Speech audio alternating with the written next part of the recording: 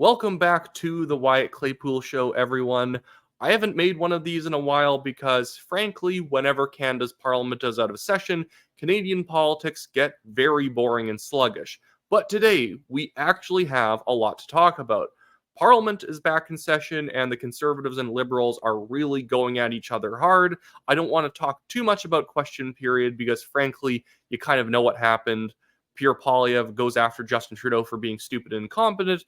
Justin Trudeau said something snide, and the world keeps spinning on. But we actually have a lot of other clips of Liberals I want to talk about there because they are doubling down on their strategy of being deeply condescending to Canadians when Canadians have concerns with how they're governing. And today we have two by-elections happening. One in Elwood-Transcona in Manitoba, and one in the riding of Lasalle-Emard-Verdun in Montreal. Both of these used to be safe ridings. It really tells you how much Canadian politics have changed that these two ridings are currently up for grabs by a party that wasn't the original party holding it. Elwood-Transcona has been won by the Conservatives before, and they are one of the competitive parties in today's by-election up against the NDP. But this should be, in theory, a safe NDP riding. And think about it. The NDP have not actually really fallen or risen in the polls much since last election. Last election, this was still a safe seat. But in this by-election, it's a tough battle between the federal Conservatives and the NDP because the NDP have become very much a kind of, I guess you would say, college town progressive type of a party. And so these old labor ridings are going more for the Conservatives these days because, frankly, the Conservatives don't attack workers. Yes, the NDP is supposedly a very pro-worker party, but they mean that in the old school trade unionist way that you would kind of use in the 70s. But they don't actually respect workers. They're not actually trying to make the economy better for workers. They're just kind of vaguely pro-union. But that doesn't really make things better anymore. More regulations, more labor laws is not the solution to the crappy economy that we're currently in. If anything, it's actually one of the big problems in the economy is way too much overregulation on the labor side of things. So the Conservatives look set up to either win that riding or significantly tighten up since the last election.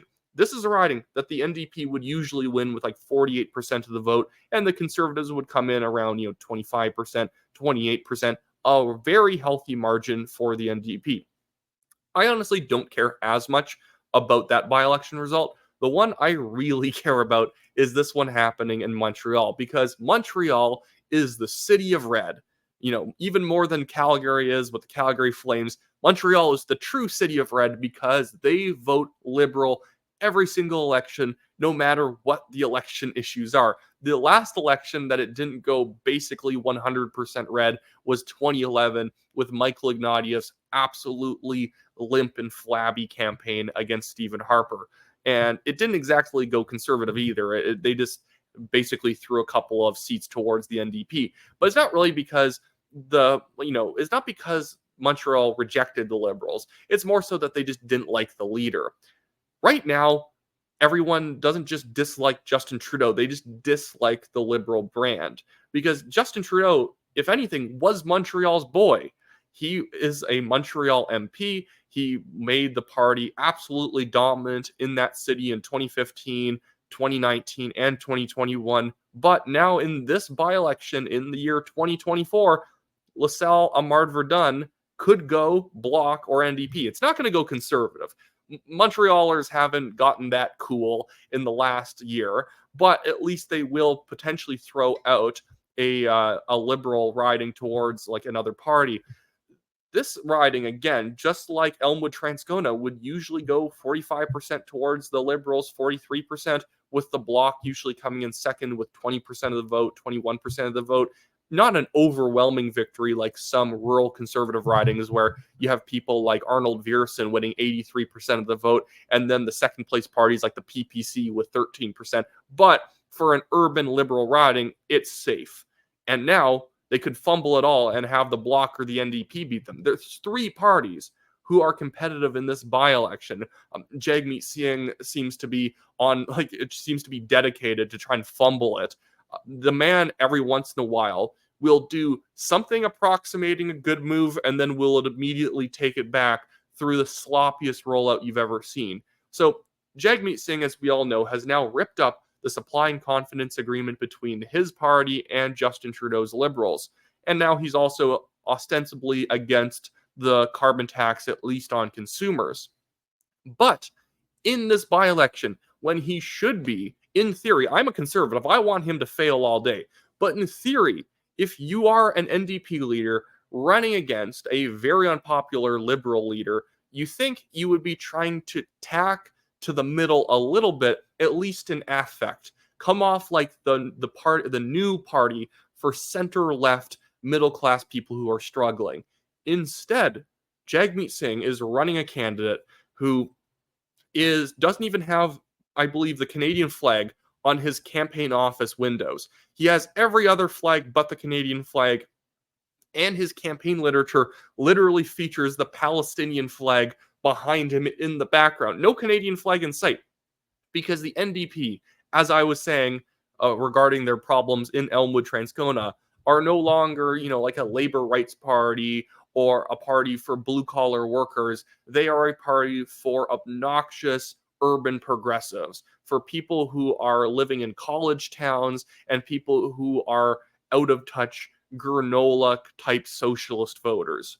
And so I think the NDP can still clinch that by-election. I think it would be better if the Bloc won it for Canada, because the Bloc really just takes the seat out of contentions for everybody. I don't mind if the Quebecers vote for the BQ. Doesn't really affect me too much, and they're less crazy than both the Liberals and the NDP, even though they compete to be as obnoxious as them in their affect, but whatever.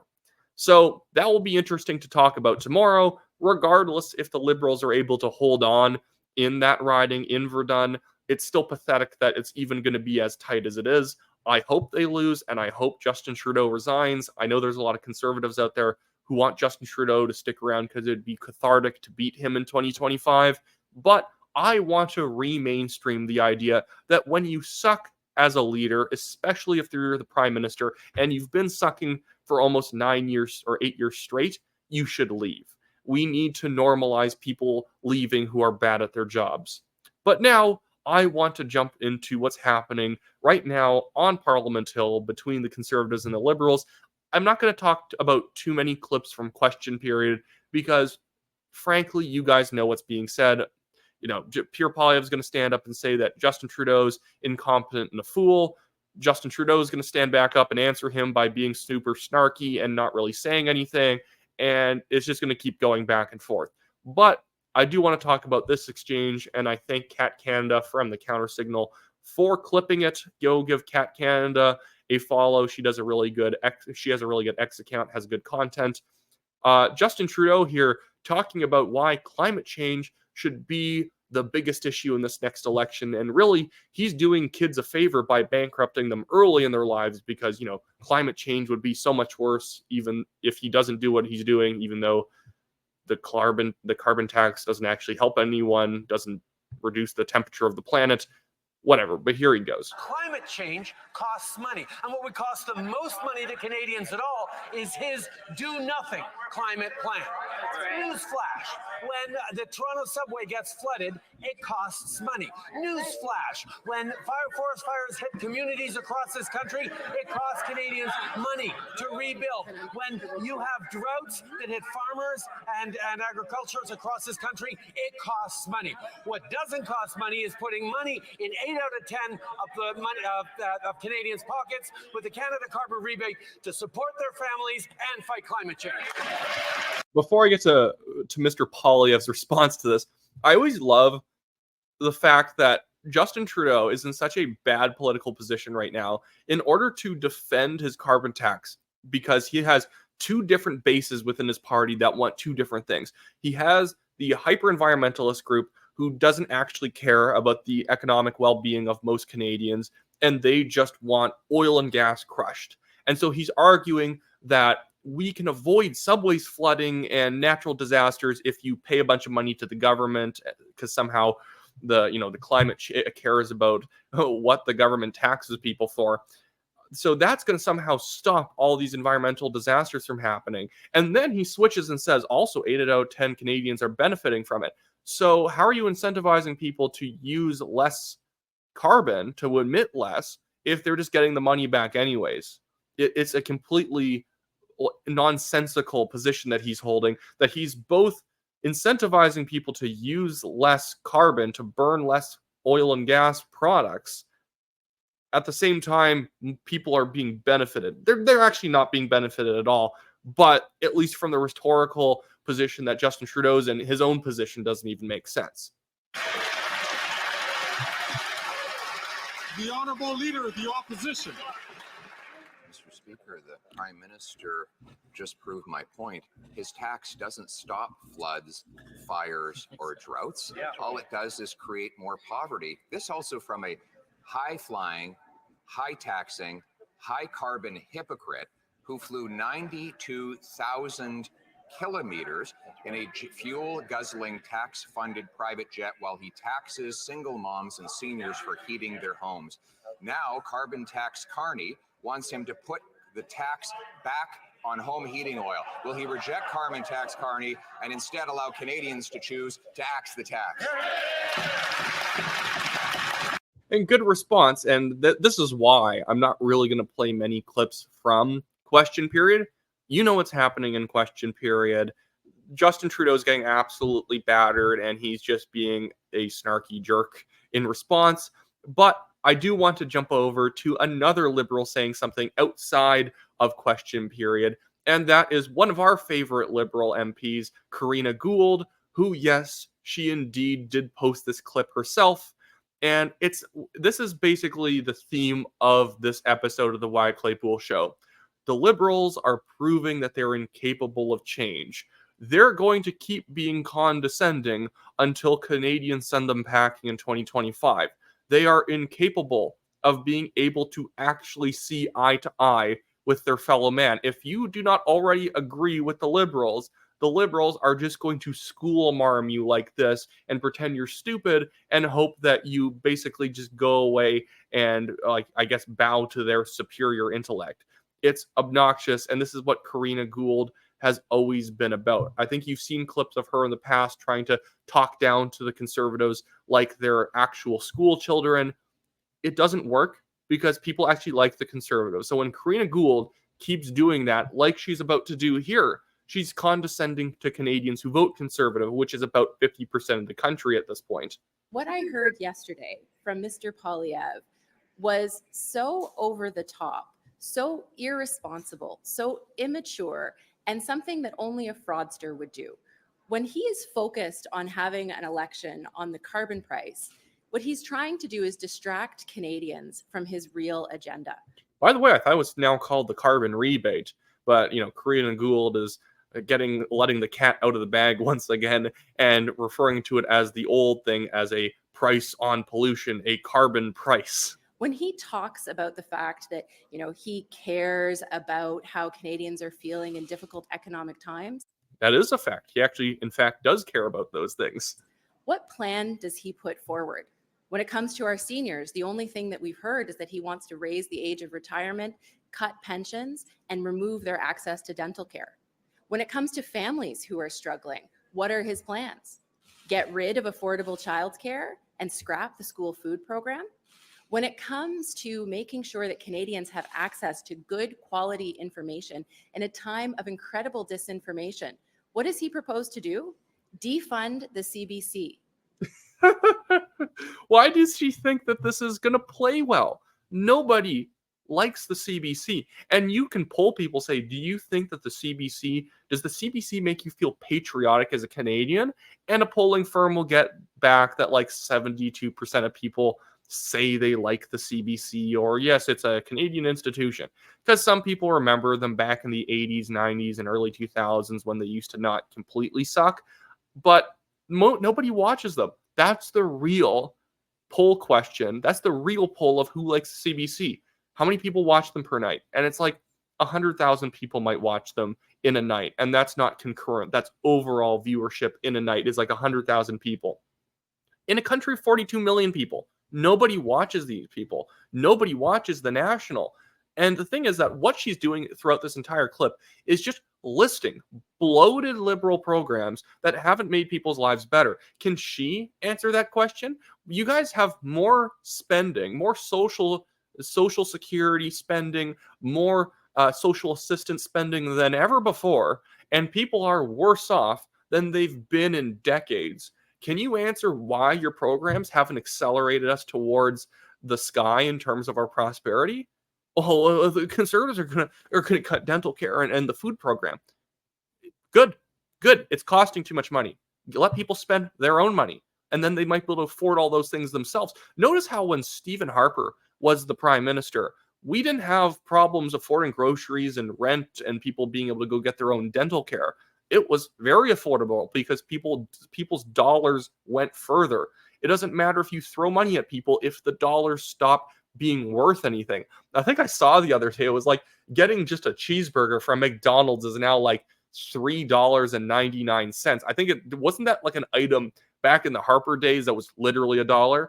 You know, I'm no lawyer here, but I'm pretty sure that $3.99 is more than like $1.50 or $2 or whatever it was less than a decade ago. But whatever, I'm not going to get too political on this issue. And the thing is that, again, this is just condescending. Her acting like she's directing her comments at Pierre Poilievre and showing Canadians how much of a fraudster he is, the exact word she used, just makes it sound like she's insulting Canadians who actually believe Poilievre has a plan, because he does have a plan. Reducing government spending, reducing taxes, reducing regulations. All of this stuff is actually a plan. But you get a lot of wonky policy people saying, ooh, Pierre Poilievre hasn't released his 80-page dissertation on what he thinks Canada needs to do to get back in the black. And that means that he doesn't have a plan. Like, no, he has a vision. And it's a broad vision. It's vague at times. But it's because, really, nobody should be speaking about the specific policy points that need to be implemented until they're actually in government and can see all the problems. Aaron O'Toole released a 100-page plan on what his platform was in the 21 election. And guess what? Nobody but Andrew Coyne cared, because people don't care about how detailed your plan is. They care about whether it's going to work or not. The Liberals have detailed policy plans and proposals they put out all the time, and people are worse off than ever. But I'll let Karina Gould finish here. And all of you as journalists can have experienced firsthand how he treats people who try to ask him tough questions. You mean bad questions? He asks them follow-ups to substantiate their points, like, you're a conspiracy theorist. And some people say you're dog whistling to the far right. And he says, who said that? How have I done that? And they can't answer back. It's not bullying to ask somebody accusing you of being a bad person what they mean by their baseless questions. Who try to have him face the scrutiny of what he puts to forward. And how does he react? As a bully, as someone who will not stand to scrutiny, who will not respond respectfully, not just to you as journalists, but on the questions you're asking on behalf of Canadians, because your job is to get that information to Canadians. And there's a reason why he doesn't want Canadians to know what his true agenda is. And it's because he knows that they won't like it if they find out. And so what we are here to do. Poilievre's advertising all over the place with links to go to the Conservative Party website and read the general points that they want, like the general platform points that they want to implement. Like, what is she talking about? And her comment about he's a bully. You're a bully. She actually is a bully.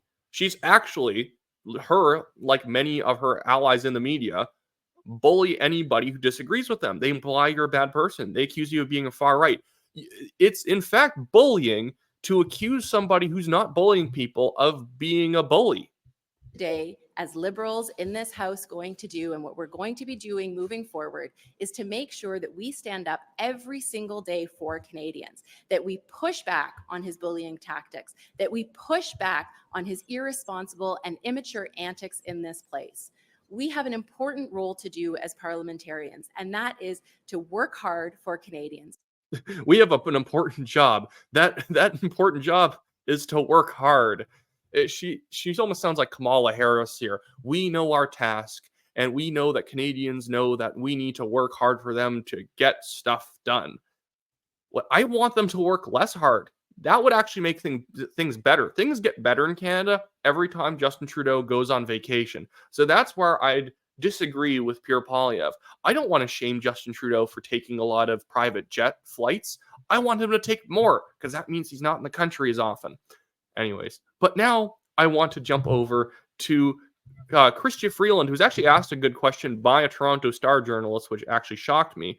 But she's asked a question about the Liberals going after the Conservatives with this very hot rhetoric about them being liars and fraudsters and all this stuff, directly referencing the things that Karina Gould had been saying, and the fact that the Liberals are accusing the Conservatives of being so mean and rude when the Liberals are literally easily worse on all these fronts. But here we go. We don't have an announcement about that today. And then a follow-up question is, the government has been very critical of Pierre Poilievre's rhetoric and political style, but your colleagues have been recently calling him now a liar, and this morning was a fraud. So just how do you square that with the position you've taken in the past? I think that it is really important for us as the government and also. Okay, you can immediately tell whenever Chrystia Freeland doesn't know what to say yet, because she starts doing that thing where she just starts saying, it's really important that we as a government have discussions, and she'll just say nothing for the first 10 seconds because she's still thinking of what her answer here should be. Really important for us as the government and also for us as Liberals to be really clear with Canadians about what the Conservative Party is saying, about what it is standing for, and about the veracity or not of the statements of the Conservative leader and of Conservative MPs. We owe that to Canadians, and we are going to continue to be first and foremost focused on Canada and Canadians, focused on what do Canadians need right now and what can we do to make their lives better. Oh my goodness. Either she is giving speaking lessons to Kamala Harris or Kamala Harris is giving speaking lessons to her. She's saying nothing. Like, it's actually like maddening. Like, you just want to like start screaming and be like, say actually anything. Just say what you're gonna say. Like, just say that yes, we're calling out the Conservatives for things that they're doing wrong, and I don't think that's bad. Fine answer. It's stupid. You're wrong, but it's a fine answer. She's like waterboarding us with nothing. Just nothing. Like, she's talking about the significance of words and how Canadians are Canadians and they expect us to work hard for them. Today is an example of that. We were all in our communities this summer. We all traveled across Canada, and we heard from young people, I really want to buy my first home. Yeah, and why have you made it so impossible to do that, guys, by flooding the country with new migrants or new immigrants who also can't afford homes because there's not enough houses? For me, the strongest data point there is 750,000 Canadians, actually more than 750,000 Canadians, have already opened a tax-free first home savings account. That means 750,000 people who are putting up their hand and saying, I really want to buy a place to live. Wow, is that what that means? 750,000 people took advantage of a program that we created, and that really shows that they want to buy a house. And that's important because housing is important. Housing is that roof over your head that keeps you from getting wet when it's raining. It's horrible. Who let her speak in front of a microphone? This is horrible. And it's like, yeah, you guys started those tax-free savings accounts for new housing, which isn't even a bad idea. It's not even a terrible idea. Let people have the first $40,000 they're saving for a house, tax-free. That's only been considered necessary because of how much you guys have overheated the housing market with way too many new permanent residents, temporary foreign workers, and students. This is all your guys' fault. These programs are unnecessary. Some of them aren't a terrible idea, but they're unnecessary if you guys didn't do what you're doing. But she's like, man, isn't it great that people are taking advantage of our programs because we've made them this desperate? Not really. We support that. That is people believing in saving every day for their future, saving for Canada. And what people have also said to us is it's still too hard. And so today we're putting forward concrete, practical, specific measures that are going to make it easier for young Canadians to buy that first home. I like how she admitted all these people told us, well, it still sucks out here. And then she's like, okay, I know. So we're going to put forward some practical solutions. Why were the practical solutions already implemented? It's almost like whatever you're about to implement is just doubling down on the same policies that didn't work before. A practical solution is something that actually solves it. That's the implication of a solution. These aren't solutions. They're more money being dumped into the market, overheating the market, making housing prices higher. And then we're going to cycle back and subsidize demand more. That's the difference between conservative and liberal policy solutions. Liberals consider everything a demand side issue. Oh, people don't have enough money for housing. We'll just give them more money. The conservatives see it as a problem that it's too hard to get new housing permits. There's way too many environmental regulations. Inspections needed to be done. Way too much paperwork to get a housing approved. That doesn't mean that zoning laws are bad. I don't like blanket rezoning taking place in Calgary. It doesn't get to the root cause that it makes it difficult to build anything. It doesn't matter that all they're doing is trying to basically bribe developers by saying, hey, even though we still made it almost impossible to build something, or because it's very difficult to build things, well, at least you can build a sixplex instead of just 2 single detached homes, and you can get more bang for your buck selling each of those units in the sixplex rather than just 2 houses. But everything's still overcosted to build because of all the building codes and regulations and extra paperwork you have to go through. By offering them 30-year amortizations, by raising the level from 1 million to 1.5 million of the insured mortgage market. And at the same time, we're creating another incentive to get more homes built faster by allowing 30-year amortizations for new builds. So that Wait. Did she actually write something on her hand there? I got to go back. I'm not trying to be a conspiracy theorist here, guys, but more homes built faster by allowing 30-year amortizations for new builds. So that is about... Sorry, I didn't want to go down that rabbit hole, but I was like, oh my goodness, did she write down some notes on her hand to remember during this press conference? What she's proposing is not helping. Mortgage insurance. You mean if somebody defaults on their mortgage, like that's not something that's going to keep somebody in a home. That's like worst case scenario type issues of needing like a home mortgage insurance. They've not made it easier to build. That's why housing starts year over year over the past 3 years have been going down. It doesn't matter how much money you pump into the market to incentivize more people to build or trying to make it easier to buy. You have to increase the supply by making it easier to provide supply, not just saying, here's $20. Can you build another home? That's not how it works, because it's impossible to build.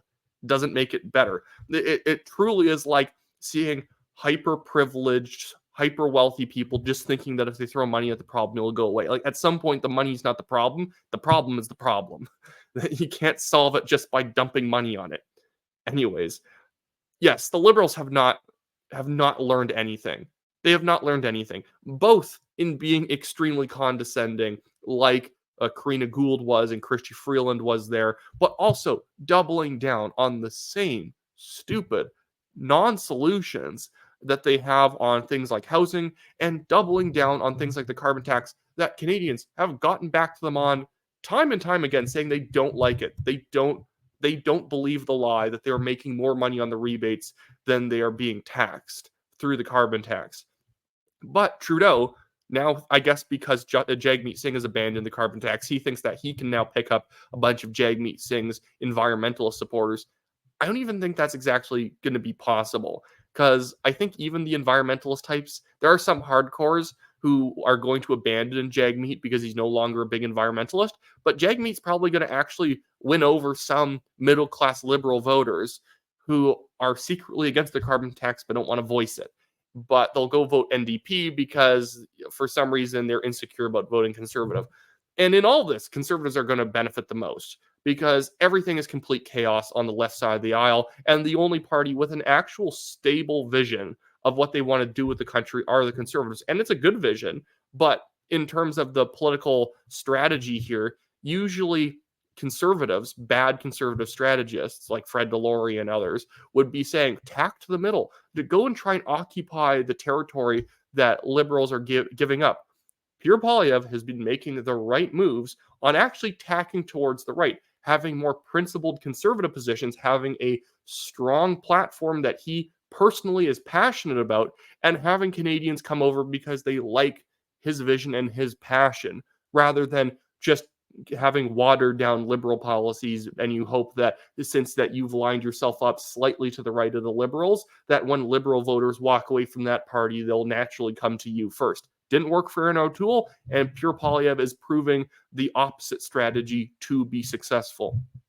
Anyways, that should be it for me today, guys. I always have clunky endings to these videos, but if you're not already subscribed, hey, you've made it to the 30-minute mark. You better subscribe at this point, unless you're watching this entire video as a promise to a friend and you haven't liked it at all. Then I apologize and I sympathize with you. But if you have liked it, make sure you like the video, subscribe, and consider donating to the legal fund. The Give, Send, Go link in the description of this video below and pinned at the top of the comments will get you there. We're being sued by a billionaire Chinese developer for defamation. And in 2.5 years of this case going on, not only has that cost me $32,000 in legal fees, but the guy hasn't even basically filed any evidence. And at this point, he's just ducking us, trying to draw out the case as long as possible. So if you can contribute to that, it does put a dent in the costs that I've had to pay myself. Anyways, have a good one, everyone, and I'll see you next time.